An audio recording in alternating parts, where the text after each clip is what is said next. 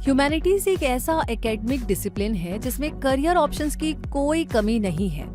हम ये भी कह सकते हैं कि इसमें लिमिटलेस करियर ऑप्शंस और जॉब अपॉर्चुनिटीज ऑफर होती हैं। ऐसे में अगर स्टूडेंट्स अपने इंटरेस्ट और एप्टीट्यूड को ध्यान में रखते हुए अपने लिए ह्यूमैनिटीज का सही सब्जेक्ट चूज कर ले तो उन्हें अच्छा स्कोप मिलना बहुत आसान हो सकता है।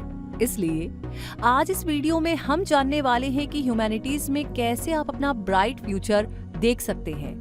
तो अगले कुछ मिनट इन्वेस्ट कीजिए इस वीडियो पर अपने लिए। तो चलिए शुरू करते हैं और सबसे पहले ये क्लियर कर लेते हैं कि ह्यूमैनिटीज क्या है। ह्यूमैनिटीज एक एकेडमिक डिसिप्लिन है जिसमें ह्यूमन सोसाइटी और कल्चर के डिफरेंट एस्पेक्ट्स की स्टडी होती है। ये डिफरेंट एस्पेक्ट्स है anthropology, archaeology, human history, ancient and modern linguistic, languages, law, politics, literature, philosophy, religion, performing and visual arts और भी बहुत कुछ। तो देखा आपने ह्यूमैनिटीज का जो एरिया है वो कितना वाइड है, तो इसमें मिलने वाले करियर ऑप्शंस भी तो बहुत सारे होंगे, है ना। और उनके बारे में जानने से पहले जरा आपको ये बता देते हैं कि ह्यूमैनिटीज सब्जेक्ट्स स्टडी करने से आपको क्या क्या बेनिफिट्स मिलते हैं। कई ह्यूमैनिटीज सब्जेक्ट के जरिए आपको फॉरेन लैंग्वेजेस और कल्चर्स की समझ आती है। सिविक्स से लेकर मोरल साइंस तक के सब्जेक्ट्स रेस्पॉन्सिबिलिटीज, वैल्यूज और ट्रेडिशंस का सेंस भी डेवलप करते हैं। पोएट्री, ड्राइंग, पेंटिंग, थिएटर और म्यूजिक जैसी डिफरेंट आर्ट फॉर्म्स के जरिए आप में क्रिएटिविटी डेवलप होती है। डेमोक्रेसी, ह्यूमन राइट्स, इक्वालिटी और सोशल जस्टिस जैसे कॉन्सेप्ट्स की समझ भी ह्यूमैनिटीज से ही आती है। कई सारे सब्जेक्ट्स ह्यूमन बिहेवियर को समझने के लिए क्रिटिकल थिंकिंग भी डेवलप करते हैं। यानी इस तरह ह्यूमैनिटीज सब्जेक्ट एक स्टूडेंट की ओवरऑल पर्सनैलिटी को एनहेंस करने में हेल्प करते हैं। तो इतने सारे बेनिफिट्स देने वाली ह्यूमैनिटीज में करियर किस तरह बनाया जा सकता है, आइए अब ये जानते हैं। इसके लिए सबसे पहला स्टेप होगा स्कूल लेवल पर जब आप क्लास 10th अच्छे से पास कर लेंगे और उसके बाद ह्यूमैनिटीज सब्जेक्ट्स में से अपने लिए बेस्ट सिलेक्ट करेंगे, जो political science, history, psychology, sociology या फिलॉसफी में से कुछ सब्जेक्ट्स होंगे। इस ड्यूरेशन में यानी क्लास 11th और 12th में आप सिलेक्टेड सब्जेक्ट्स के फंडामेंटल कॉन्सेप्ट्स को सीखेंगे और इसी दौरान आपको पता चलेगा कि आपको सबसे ज्यादा इंटरेस्टिंग सब्जेक्ट कौन से लग रहे हैं। स्कूलिंग के बाद आप अपने इंटरेस्ट के सब्जेक्ट्स के according bachelor degree subjects choose करेंगे और इस दौरान ये ध्यान रखेंगे कि उन सब्जेक्ट्स की अंडरस्टैंडिंग भी आप में अच्छी हो, उन्हें ज्यादा से ज्यादा स्टडी करना भी आपको पसंद आता हो और उनके जरिए आपको फ्यूचर के लिए गुड करियर ऑप्शन भी नजर आ रहा हो। आप चाहें तो इस दौरान कॉलेज की स्टडी के अलावा आपके प्रेफर्ड सब्जेक्ट से रिलेटेड वर्कशॉप्स भी अटेंड कर सकते हैं और अगर कोई ऑनलाइन कोर्स आपकी स्किल और नॉलेज एनहेंस कर रहा हो तो उसे भी साथ में कर सकते हैं। इसका बेनिफिट आपको जॉब टाइम पर मिलेगा। बैचलर डिग्री अच्छे मार्क्स से ही पास कीजिए और उसके बाद अगर आप हाई सैलरी पैकेज एक्सपेक्ट कर रहे हैं तो अपनी नॉलेज को और बढ़ाने के लिए मास्टर्स डिग्री के बारे में भी जरूर सोचें, जो जॉब टाइम पर आपका स्कोप ज्यादा बढ़ा सकती है।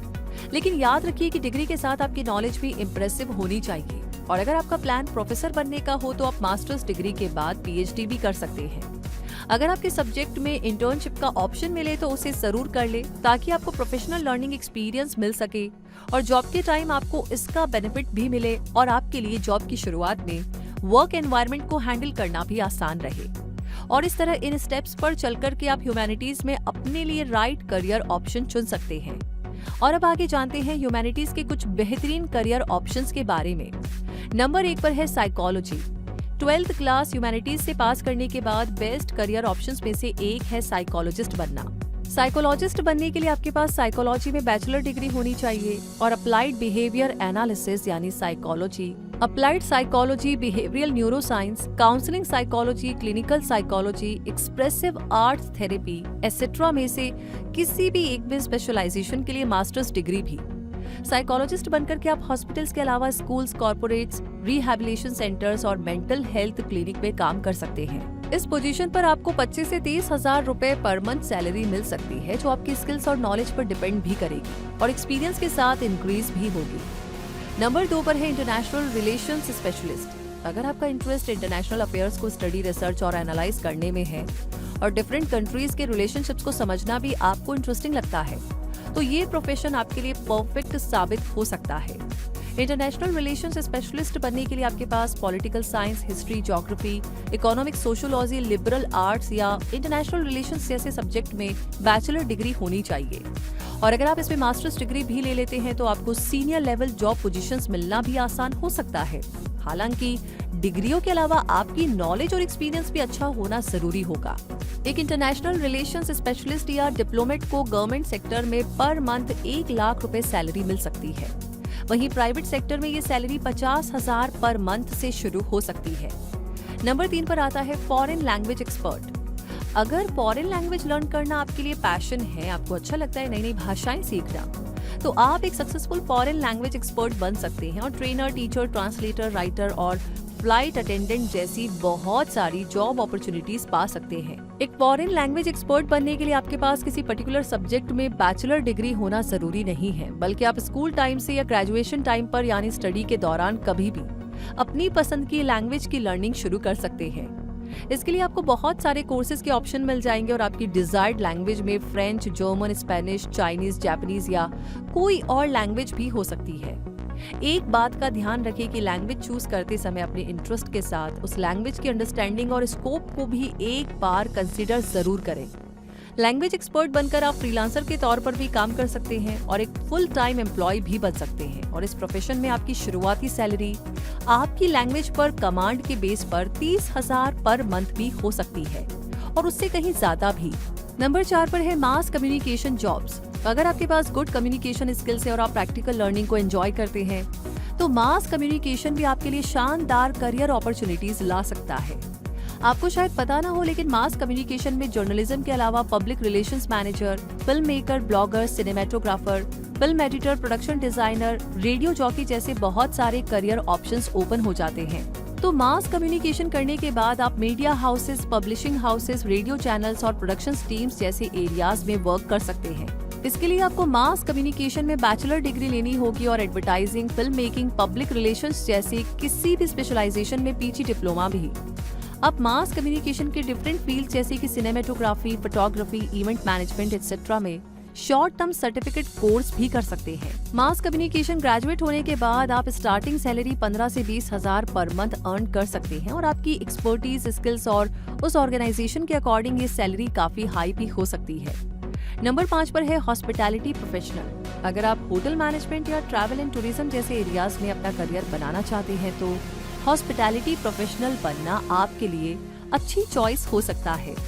हॉस्पिटैलिटी प्रोफेशनल बनकर आप होटल्स, रेस्टोरेंट्स और फ्रंट डेस्क ऑपरेशंस में जॉब पा सकते हैं। ट्रैवल एजेंसीज भी हॉस्पिटैलिटी प्रोफेशनल्स को हायर करती है।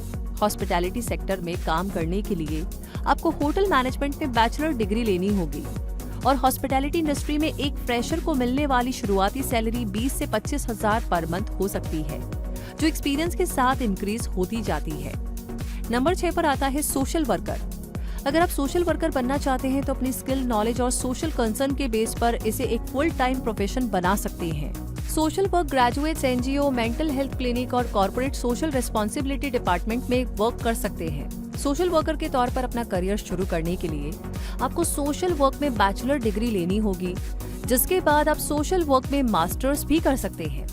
वैसे एक सोशल वर्कर को मिलने वाली शुरुआती सैलरी 25 से 30,000 पर मंथ हो सकती है, जो कि आपकी नॉलेज और उस ऑर्गेनाइजेशन पर काफी हद तक डिपेंड करेगी जहां पर आप जॉब ज्वाइन करेंगे। तो इन 6 करियर ऑप्शंस के अलावा भी आपके लिए ढेर सारे करियर ऑप्शंस उपलब्ध हैं। Archivist, historian, analyst, data linguist, cultural anthropologist, economist, financial adviser, librarian, lecturer, counsellor, event planner, sociologist et cetera. तो दोस्तों, इस तरह आपने देखा कि ह्यूमैनिटीज के बाद आपके पास करियर ऑप्शंस की भरमार है, जिसमें से आप अपनी पसंद का कोई भी करियर ऑप्शन चूज कर सकते हैं और आपको इस फैसिलिटी का एडवांटेज ही मिले। इसके लिए याद रखिए कि स्कूल टाइम पर ही सही सब्जेक्ट्स को चूज करें, ताकि बाद में आपको प्रॉब्लम भी नहीं आए और सिलेक्टिव सब्जेक्ट्स में आपकी नॉलेज भी काफी अच्छी हो जाए। ऐसा होगा तो आपको जॉब अपॉर्चुनिटीज भी अच्छी मिलेंगी और सैलरी पैकेज भी अच्छा ही ऑफर होगा, क्योंकि नॉलेज की वैल्यू तो हमेशा ही होती है और हमेशा होती रहेगी। वैसे ये जानकारी, ये वीडियो, ये रिसर्च आपको कैसी लगी कमेंट सेक्शन में लिख करके जरूर शेयर कीजिएगा। लाइक ऑलरेडी कर दिया है तो इसे अपने दोस्तों के साथ शेयर कीजिएगा, ताकि अगर किसी ऑप्शन के बारे में वो सोच रहे हैं तो उन्हें इसके बारे में पक्के से पता होना चाहिए, ताकि वो डिसीजन ले सके। वैसे जितने भी नए लोगों ने ज्वाइन किया उनसे रिक्वेस्ट है कि सब्सक्राइब करके बेल आइकन को प्रेस कर लीजिए, ताकि हर नोटिफिकेशन आपको मिले और अगला कोई सवाल जिस पर आप वीडियो देखना चाहते हैं तो वो लिंक भेजिए। वैसे रूबी आपसे मिलेगी बहुत जल्दी ही और ऐसी नई नई बातों के साथ, नए नए सवालों के जवाबों के साथ। तब तक के लिए आपसे कहूंगी धन्यवाद।